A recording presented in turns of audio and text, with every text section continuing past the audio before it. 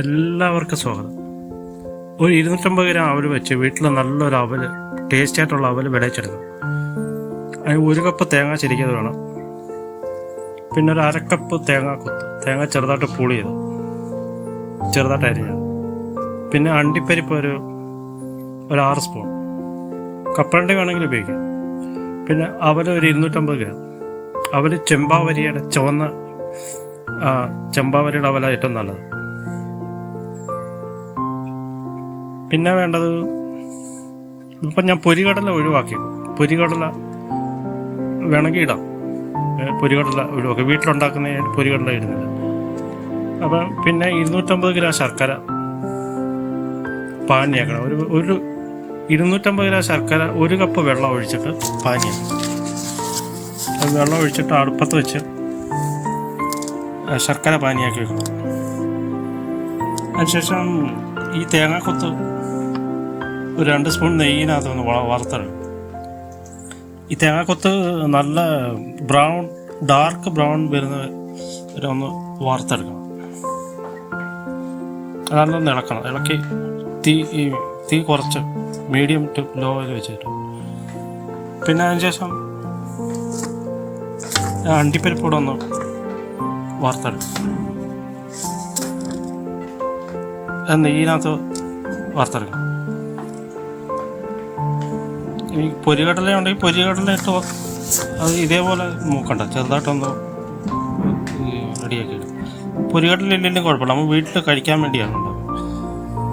പിന്നെ ഒരു വലിയ ഉരുളി അടുപ്പത്ത് വെച്ചിട്ട് ഈ തേങ്ങ ചിരകിയത് ഒന്ന് ഇളക്കുക.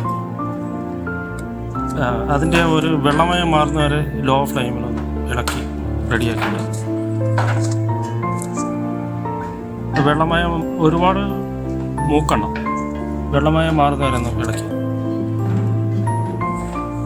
അപ്പോൾ ഈ അവല് നല്ല ടേസ്റ്റി ആയിരിക്കും. നമുക്ക് വീട്ടിൽ പുറത്തുനിന്ന് മേടിക്കുന്നതിനൊക്കെ നമുക്ക് നല്ല ഹെൽത്തി ആയിട്ടുള്ള അവല് വീട്ടിലുണ്ടാകും. ഈ വൈകുന്നേരം തട്ടുകടയിൽ നിന്നുള്ള ഈ എണ്ണയ്ക്കകത്ത് പൊരിച്ച് കഴിക്കുന്നതിനൊക്കെ ഈ അവല് കഴിക്കുന്നതാണ് ഏറ്റവും ഹെൽത്തി ആയിട്ടുള്ളത്.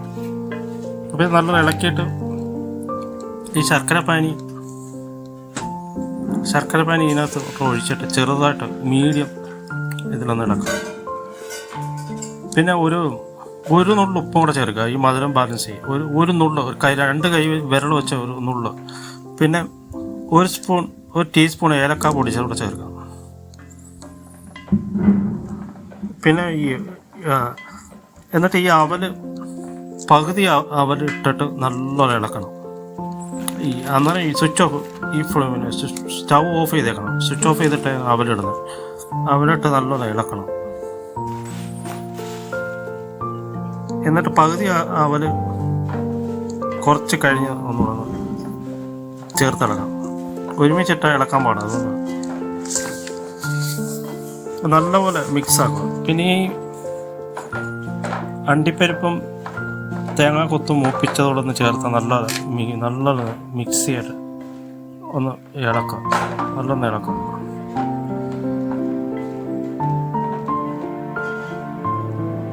നല്ലോണം മിക്സ് ആവണം. നല്ലോണം ഇപ്പം തീയൊക്കെ ഓഫ് ചെയ്തേക്കല്ലേ, അതുകൊണ്ട് ഇളക്കാൻ എളുപ്പമായിരിക്കും. നല്ലോണം ഇളക്കാം.